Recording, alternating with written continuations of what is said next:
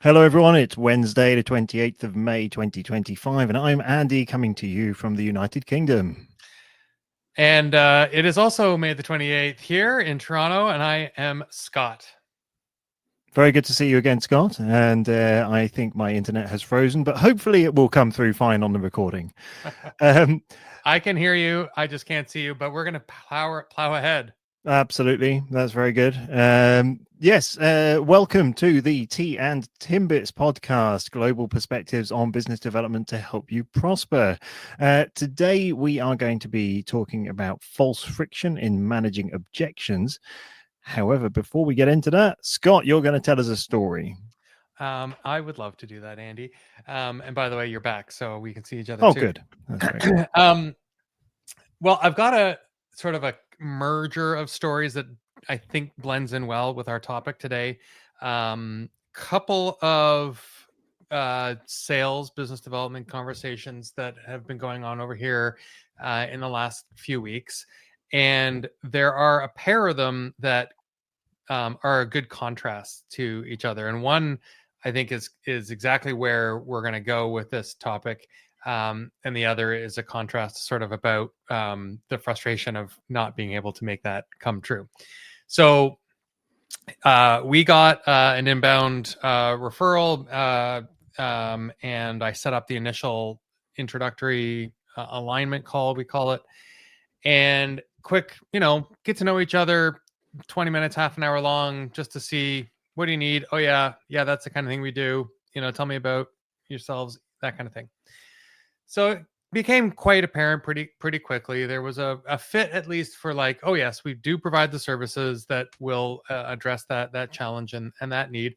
Let me articulate sort of how we come about it, and so that you understand not just what we do, but how we do it. And if that feels like it's good, then the next step is to get into a conversation to put a little more structure around how we could work together.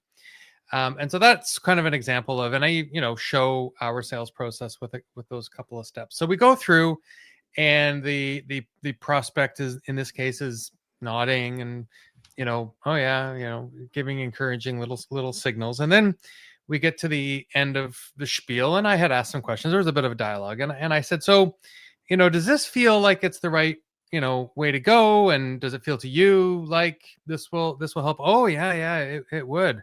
And I was like, well, then great. The next conversation would be to sort of explore the right shape of this and get into more of the specifics. And then I was met with, well, we were kind of hoping you could just give us a quote. Like, but maybe the next thing could be give us a proposal. And I was, and so I was like, well, yeah, but I could tell what happened. I could recognize the moment there. It was like somebody on the other side just kind of going, yeah, but how am I going to know if your price is better than the other people I'm talking to? And so anyway, set that situation aside. Compare that to, now, granted, the other scenario is with an existing client, so that makes a huge difference. Mm-hmm. But there's some new people in the room that are sort of more fresh on the client side, and I've never had a close conversation with before. But in this case, I went in and I said, I see that you've sent us an ask, like they sent a good email. Can we sit down and just go over this? And I went into the office, and within sort of the first 25% of that meeting, the email that got sent was only tangentially relevant. Now we quickly sort of uncovered that, like, there was a broader challenge, some deeper, more comprehensive objectives and business goals that we had to frame this all within. And it was a great conversation. And I said, okay, I understand now. Thank you. I'm going to come back with a couple of options, and we're going to workshop that and see if that's a fit for you. And so I did that. And then I presented it back, and I got an email back saying, like, so I've got sort of the quote unquote, it wasn't really this way, but let's, for simplicity, say there was the low end of the spectrum and there was the high end of the spectrum, and they both have good value, just sort of different ROI. So I pitch it, I explain it, and you can tell the client definitely is, attracted to the higher value, longer term ROI scenario. And so they're like, we got to digest this, send us the information. We've booked a follow-up call, before we got off that call. And the client emailed me recently in advance of that next conversation to say, we've digested everything. We don't have the budget for it. We appreciate the fact that this is going to create some more creative conversation we're going to have, but we want to share with you where we're at, where we're trying to go. We want to do everything that's in that sort of higher end vision.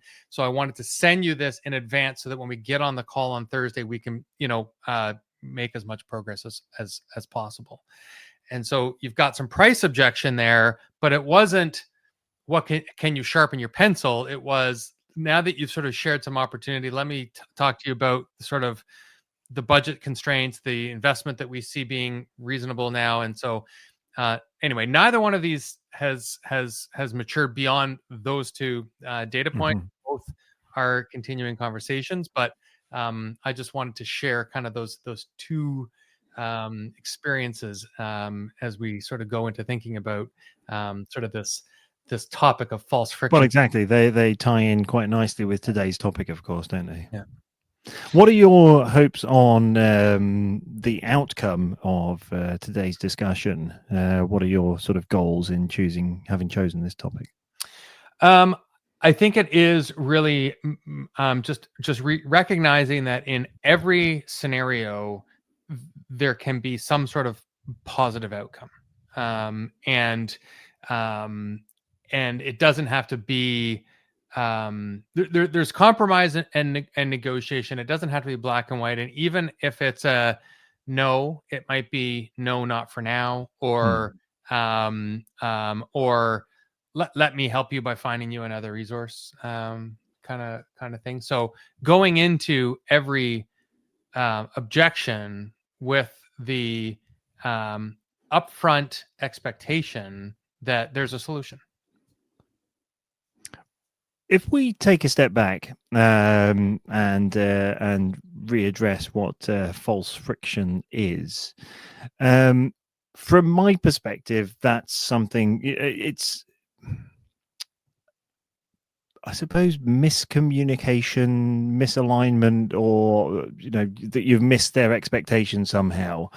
But also sometimes it can be that that the salesperson has preemptively assumed something and made an assumption about something rather than actually going through discovery, that they've reacted to objections. They felt personally affronted by a particular question that they weren't prepared for, or that they were not prepared for a pushback of saying no, not now.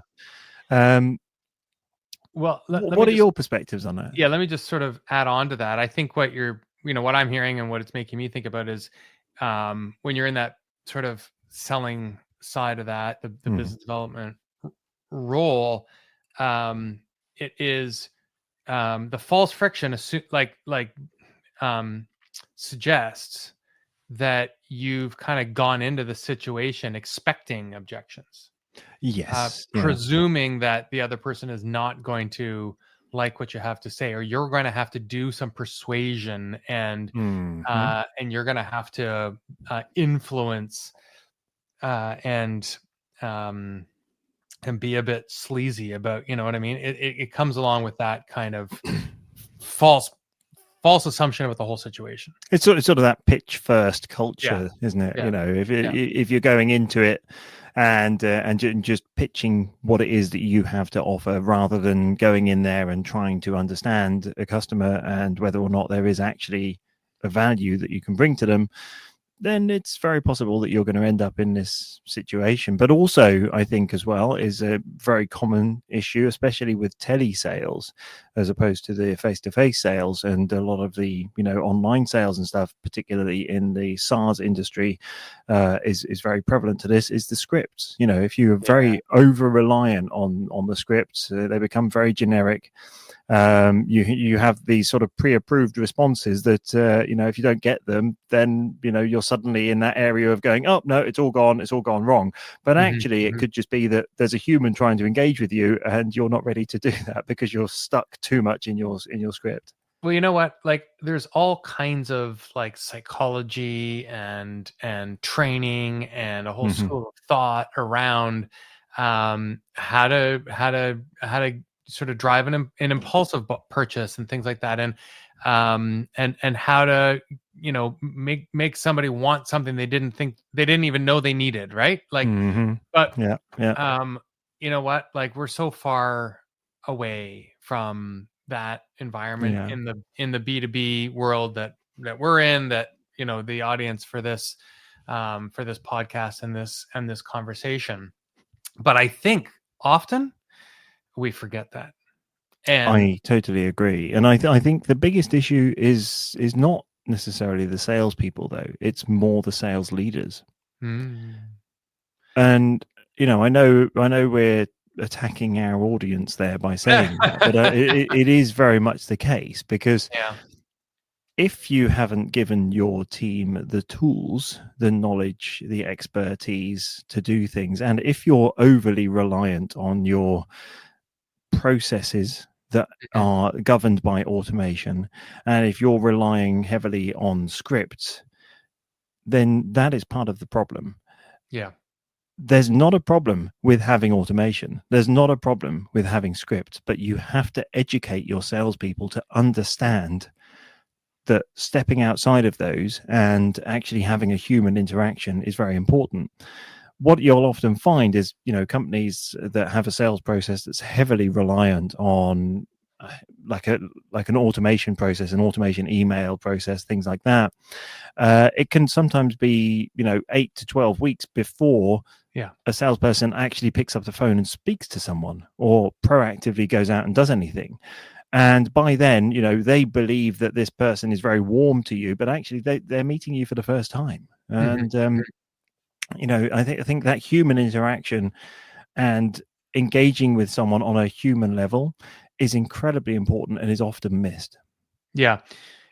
Yeah, exactly. Like, you're in the B2B scenario again, like even more. So you're not just making it about the logic of the business goal and the transaction either. You want to develop rapport, right? And make sure that you're doing it authentically, genuinely, the way that, like, as a representative of the brand that your firm can deliver, which means you have to sort of be intentional and formal about making sure that that definition exists, and it's not Hmm. just kind of a consequence of the character of the people that you've hired, but some of that nuance is part of the dynamic. But you need to make sure that everybody understands what it means to deliver the product or the service from our firm, because here's what we stand for and here's how we deliver and here's what our brand values are, because everybody has a responsibility for upholding that and making sure that that is going to be a platform we can stand on, and get the allow our reputation to help us warm up the next opportunity as well.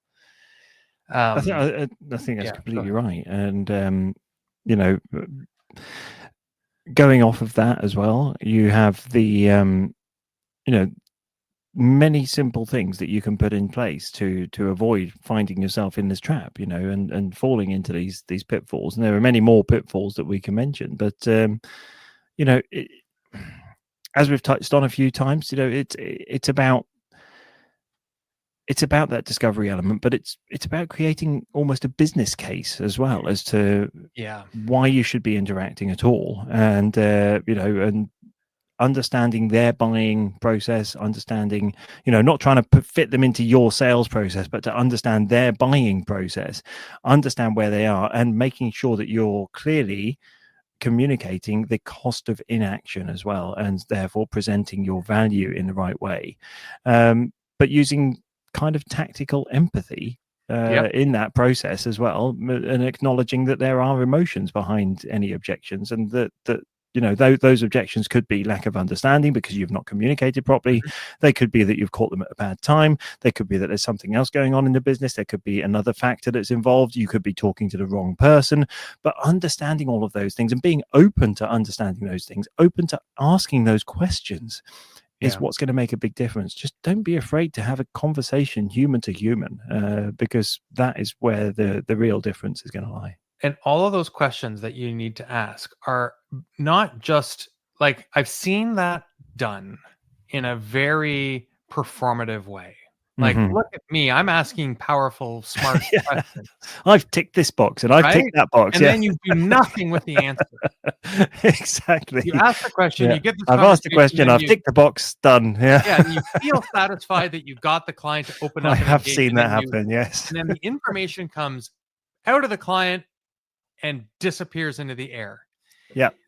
Not even recorded anyway. It doesn't matter. They've asked the question. It doesn't get written down. Boxes ticked. Yeah, exactly. So in these B2B sales, it is a journey. You're loving this insight. I'm loving it because I've seen it far too often. so many times. In the B2B world, right? This is such a conversation. There can be months of communication and back and forth and collaboration on formulating the right deal, the right opportunity. And it is incumbent upon the business development person to I'm not necessarily going to say drive that, but be in a leadership position to find the right place that you can generate value. And you need to capture that information. You need to show that you're listening. You need to put your delivery in context of that situation. You need to highlight where there might be a gap and let the client know that, we're gonna be able to meet 80% of your need, but we're actually not the right fit for the other 20. I've seen that happen before, and it's very powerful. It's like, oh, good. Now I know, but nobody's going to give me 100%. Whatever. You get my point. So when you're doing this, when you have to make room for the conversation, for the nuance, for the quote unquote objections, for the friction, for the uncertainty, for the curiosity to be presented, and you have to set the stage so that is a very natural, comfortable part of the deal flow. Completely right. I think just to before we close, I think one of the key things that people often get caught in is they get caught in following a particular sales methodology, and the highest one of the recognized sales methodologies is solution selling. But that is also then something that ends up prescribing scripts, prescribing certain processes and things. And I think you need to try and be prepared to move away from those, sort of elevating that client conversation from solution selling sort of more towards problem framing. I know that's not as catchy as solution selling, but that's sort of the direction you want to be going, especially in business to business sales. So I think giving your team, and again, this is very much towards the sales leaders, giving your team the ability to build commercial insights early on is going to make them feel a lot more confident in what they're selling, and also make the customer or prospect feel a lot more confident in what you're bringing to them and why they should be talking to you. And understanding as well that not every objection is them pushing back. Is actually them engaging with you in a, they're interested in what you're saying, but they're saying this doesn't feel right to us right now. But they've engaged with you in the dialogue. Don't then become reliant on your script. Engage in those value discussions, and see where it takes you. Well, and I think part of it is not being overly agreeable, like making sure that you're mutually qualifying the situation. I love it. Thank you very much, Scott. I think we can leave it there. I think we both had a lot more to say on this topic, but I think we're getting close to the time limit on our episodes and episode engagement. So if you wish to listen to this episode again, engage with us in any other way whatsoever, or get in touch with us, please go to teaandtimbits.com, where you can find many ways to listen to old episodes and get in touch with us. Thank you very much, Scott. Till next time. Andy. Take care, everybody.